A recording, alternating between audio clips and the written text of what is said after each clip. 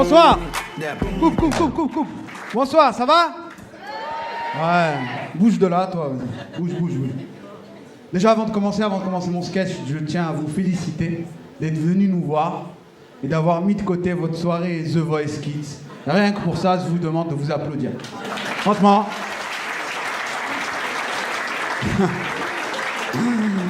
Ouais, je travaille là en fait. C'est mon travail, hein. Non, une petite parenthèse avant de commencer, moi j'ai décroché The Voice depuis qu'ils nous ont menti à la pub. Parce que je regardais la pub, ils disaient « Ouais, un jury composé de 3 artistes. » Ah bon? Il fait quoi là, Matt Pokora?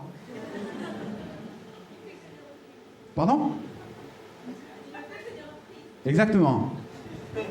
Maintenant, le sketch. Alors, voilà, ça se voit pas, mais moi je suis musulman. Je suis un vrai musulman en plus. Hein. Je suis circoncis, je fais le ramadan, j'ai une fiche S. Voilà. Et j'en ai marre d'un truc, parce qu'aujourd'hui en France, on catalogue sans cesse les gens par rapport à leur religion. T'es musulman, t'es un terroriste potentiel. T'es juif, t'es plein d'argent. T'es catholique, tu fais de la randonnée.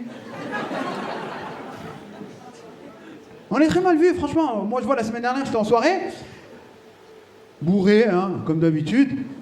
Je sors dans le balcon, fume une clope, et là, j'entends 2 mecs en train de parler. Il y en a un qui disait à l'autre « Ouais, de toute façon, les Arabes, c'est tous des voleurs. » Et moi, personnellement, j'ai entendu ça, ça m'a fait un truc.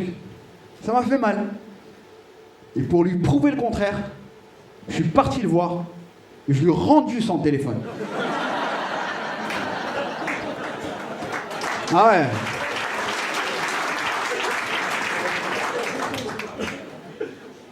Mais ça, c'est...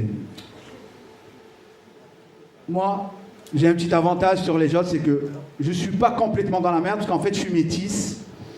Mon père est musulman, ma mère est normale, du coup. Et ma mère, elle est Charlie, tu vois, ma mère, elle est Charlie à 200%. D'ailleurs, elle a été très touchée, très bouleversée par toute la série d'attentats qu'il y a eu. Les attentats de Paris, les attentats de Bruxelles, les attentats de Nice, les attentats d'Orlando, pas trop, parce qu'elle est fâchée avec mon oncle. Mais elle est technique, celle-là, elle met du temps à arriver, mais... Ouais. J'ai remarqué que depuis ces attentats, il y a un nouveau mot qui est utilisé. C'est le mot amalgame, que moi, personnellement, je ne connaissais pas. Maintenant, tout le monde utilise, ouais, amalgame, faut pas faire d'amalgame. J'explique, hein. Amalgame, c'est-à-dire qu'il faut pas mettre tout le monde dans le même panier. Faut pas généraliser dans une communauté. Il y en a qui doivent se dire, quelle suffisance, ils nous expliquent amalgame. Mais j'explique parce que j'ai vu vos têtes tout à l'heure, à l'apéro, et je sais qu'il y en a qui ont juste un CAP plomberie. Donc du coup, je les accompagne dans mon sketch. C'est un genre d'accompagnement. Hein. Pour revenir à l'amalgame, il ne faut pas faire d'amalgame, certes, mais des fois c'est difficile de ne pas faire d'amalgame. La semaine dernière, j'étais dans le métro, j'allais au boulot, la rame s'arrête, les portes s'ouvrent. Là, il y a un mec qui monte, barbe, djellaba, doudoune, Air Max, sac de sport. Le mec, c'était un mannequin de chez Daesh Couture, tu vois. Et là, il s'installe en face de moi, il sort son téléphone, il commence à lire le Coran à haute voix. Moi, je dis, bon... Je vais pas faire d'amalgame, t'as vu? Mais je vais quand même faire le 17, hein, on sait jamais, hein, avec ces gens.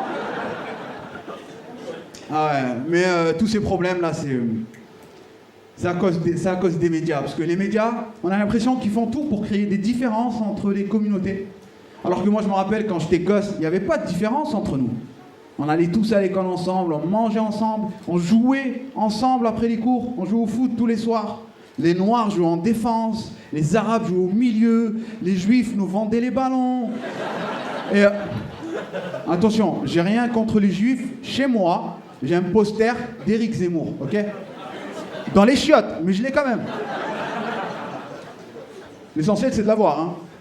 Et moi, ça m'énerve parce que le gouvernement, on dirait qu'ils n'ont rien à faire. Ils sont là, ils s'occupent du burkini, de la viande halal, alors qu'il y a des problèmes beaucoup plus importants. La pauvreté, par exemple. On n'en parle jamais. Et dans la rue, il y en a de plus en plus des pauvres. D'ailleurs, vous pouvez les reconnaître facilement grâce à leur téléphone. Ils ont tous des Wiko.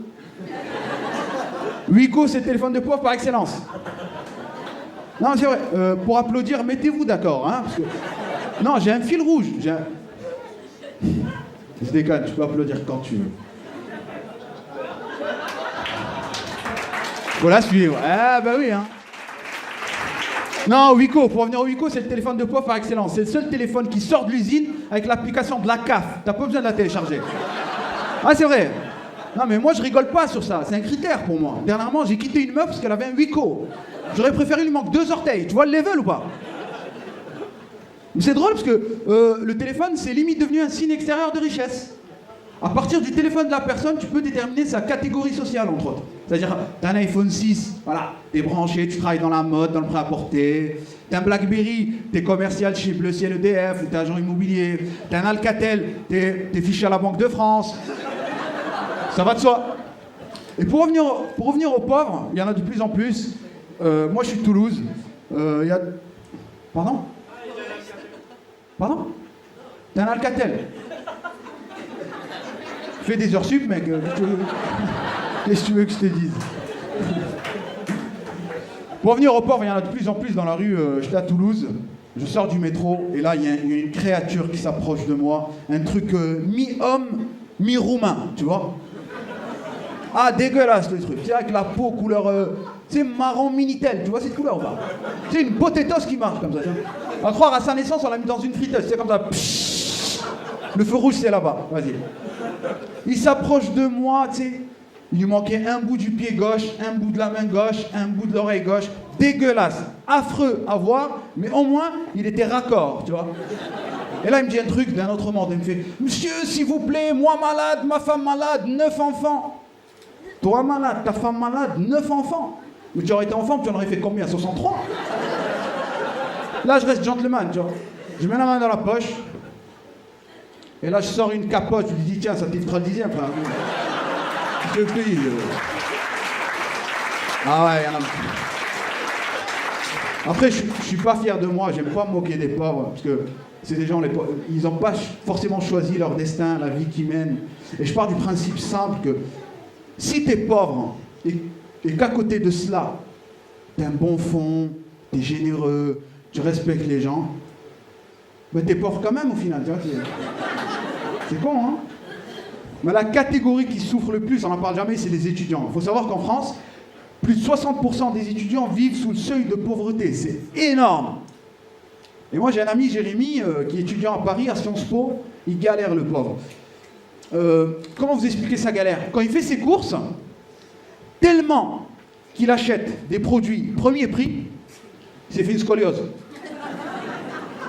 Non, c'est vrai, c'est chaud. D'ailleurs, c'est pour ça que moi, j'ai pas fait de longues études, parce que j'aime pas galérer, de 1. Et de 2, faut se l'avouer, hein, j'ai eu un parcours scolaire chaotique. Hein. Au lycée, j'ai fait 2 secondes, 2 premières, 2 terminales. Et je suis resté tellement longtemps, le jour où j'ai eu mon bac, on m'a fait un pot de départ en salle des profs.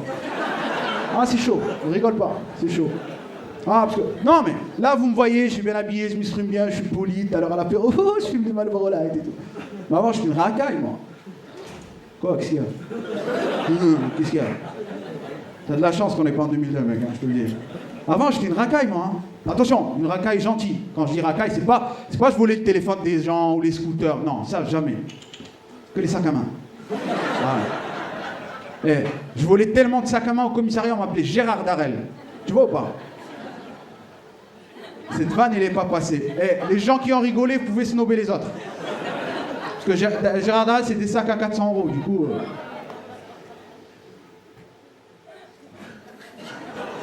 Ça me met mal à l'aise, non, franchement. Ça va, par applaudissement, qu'il y ait un boulot dans la salle?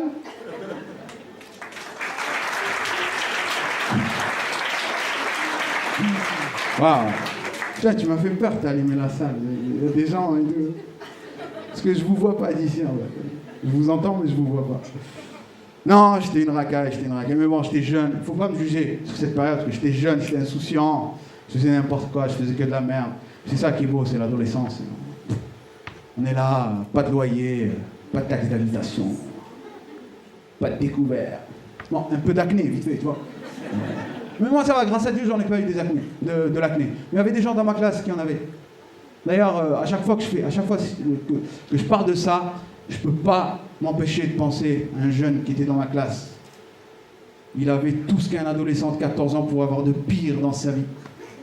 Déjà, ça commence avec le nom. Sébastien Hirschmiller. Hirschmiller, on dirait une marque de perceuse chez Lidl. Non, sérieux.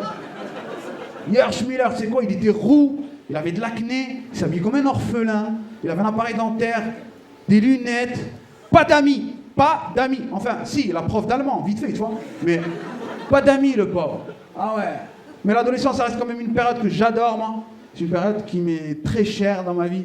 Parce qu'en fait, c'est, pour rien vous cacher, c'est une période au cours de laquelle j'ai découvert une chose qui a transformé mon existence à tout jamais. Qui a fait de moi un autre homme. La masturbation.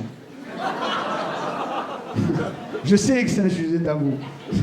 Je vois la tête de lui. Je vois sa tête, tu sais, il est là. Pas très drôle, hein. Voilà. Tu sais, je l'ai vu arriver avec sa tête de bougnoule, je me suis dit, lui, il cache un truc, tu vois. Non. Mais moi, j'ai pas honte d'en parler, je sais que c'est un sujet tabou. Mais moi, j'en parle. Qu'est-ce qu'il y a? Oui, j'ai 28 ans et je me masturbe. Et alors, quoi? Qu'est-ce qu'il y a? Pas tout le temps, hein. Ça doit m'arriver, allez, quoi. Maximum 5-6 fois par jour, pas plus, tu vois. Non. Par contre, quand j'étais ado, j'étais addict. Ouh, j'y allais, hein. Ah ouais. J'avais un bras plus gros que l'autre. Hein. J'y allais. Putain. Mais à l'époque, j'étais tellement addict à la masturbation que si il y avait eu un championnat de France de masturbation, j'aurais été dans le jury. Tu vois ou pas? Ah ouais. Mais le pire, c'est qu'on pensait tous qu'on n'était pas grillés, alors qu'on était grillés du début à la fin. Hein. D'ailleurs, s'il y a des parents dans la salle ce soir, je vais vous donner une petite astuce pour griller vos enfants. Si tu veux savoir si ton fils se branle, va dans sa chambre. Ouvre son ordi. Allume son ordi. Ouvre Google Chrome. Va sur l'historique. Et si l'historique est vide, l'affaire est dans le sac. Ah ouais.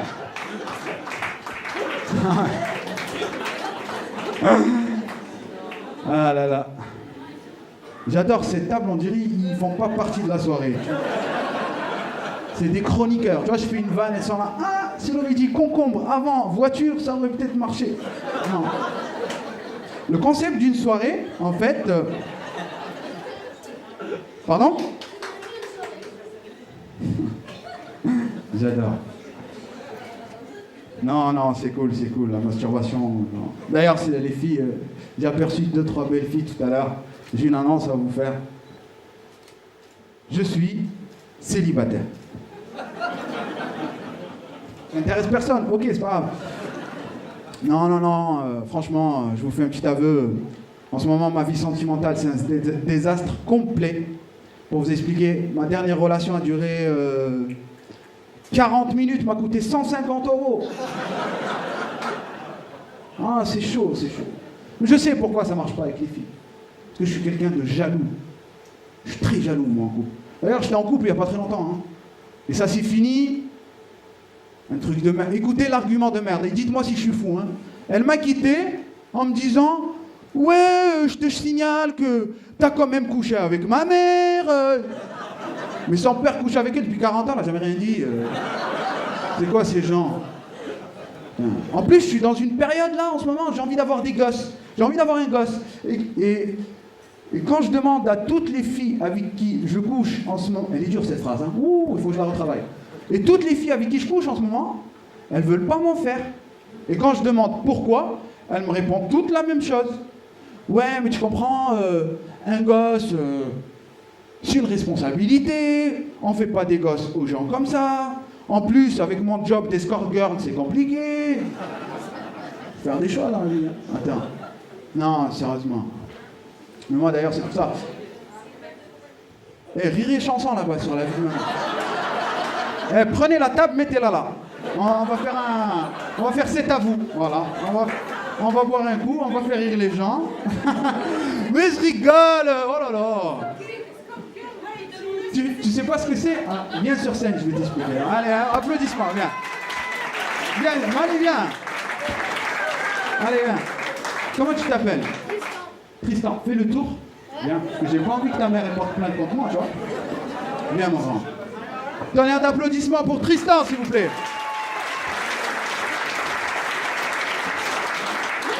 Et il a la classe, le gosse. Pantalon beige, mocassin, pas. Il est beau, hein? Mais regarde les gens. Le concept d'être sur scène, c'est pas d'être comme ça, tu vois, c'est faut regarder les gens. Alors, une escort girl, qu'est-ce que c'est? T'es en quelle classe? 5e. T'as une amoureuse? Non. Dis-moi dans l'oreille. Oui, ok. Je suis obligé, Tristan, je suis obligé de dire oui, sinon mon sketch, il est mort, tu vois. Non, après, Jérôme, il va pas me payer et tout, tu vois, c'est chaud. Je paye un loyer et tout ça, c'est... En fait... Non, parce qu'il y a 2 gérants.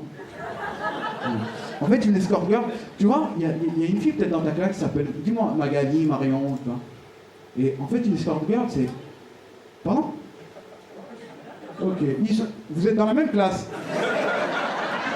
D'accord, ok, non, autant pour moi, il n'y a pas de souci. Elle doit, je cite, elle doit avoir plus de 40 ans, elle n'est pas dans ma classe. Répétez à la maison avant de venir, hein. Alors, une escort girl, c'est comme une chérie, tu vois, qui t'aime, qui te fait des bisous, sauf qu'à la fin, il faut la payer. Voilà, c'est un concept. Voilà, allez. Tu peux retourner là-bas et leur dire de faire moins de bruit, s'il te plaît. Allez. Tristan, s'il vous plaît. Merci, Tristan. Merci. Voilà. J'adore ses cheveux. Putain, j'en ai deux. Si, courait, ça fait... Non. Mais tout ça pour revenir aux meufs, je vais finir sur ça. Moi, les minettes, là, 25, 30 ans, tout. Ouais, à poubelle. Je veux plus en entendre parler. Ça y est. Et je vous cache pas qu'en ce moment, j'ai...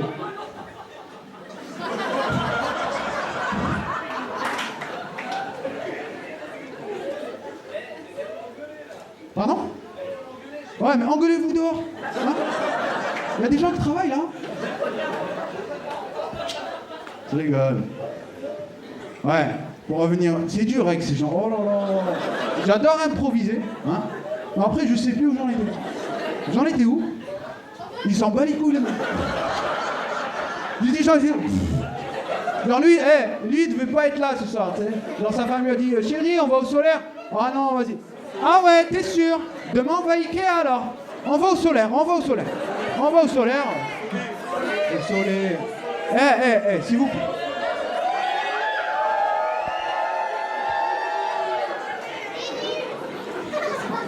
Vous avez qu'à habiter dans une ville normale, avec un nom normal. Au soleil.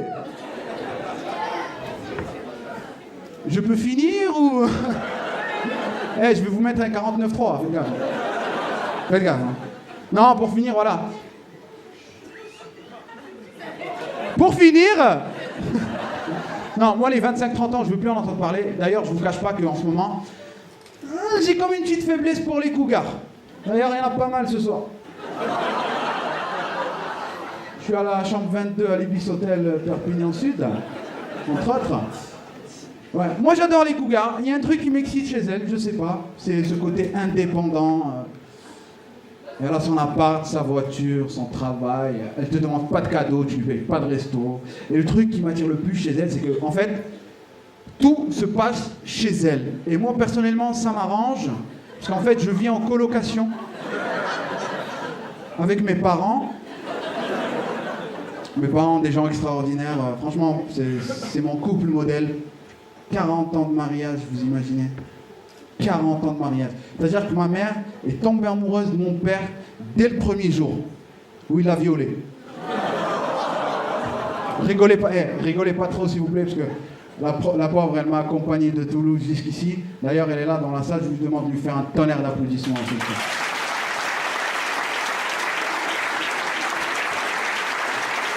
Merci. Mais en fait, elle n'est pas là. Merci, c'est tout pour moi. Bonne soirée. Merci. Merci.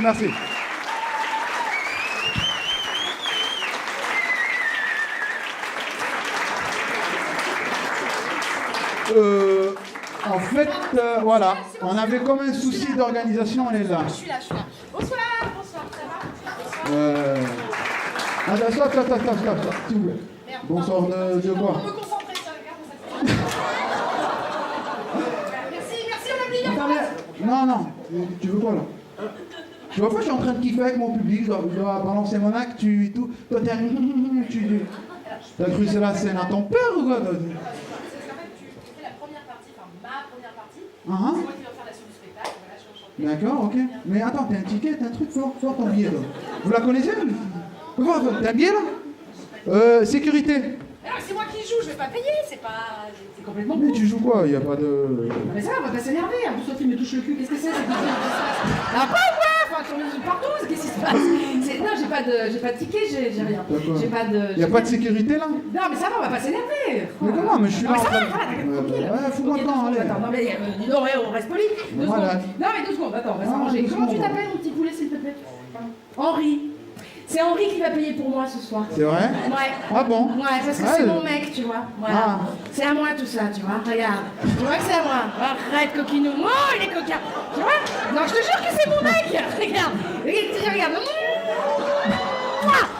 Ah! En plus, il a mis la langue, l'enfoiré. Voilà. Merci. Donc, tu débites Henri, s'il te plaît, tu dis à la. Allez, un tonnerre d'applaudissements pour Henri, s'il vous plaît. Non, moi. Et maintenant, je vous demande, s'il vous plaît, je vous demande de faire un tonnerre d'applaudissements pour Karine Dubernier.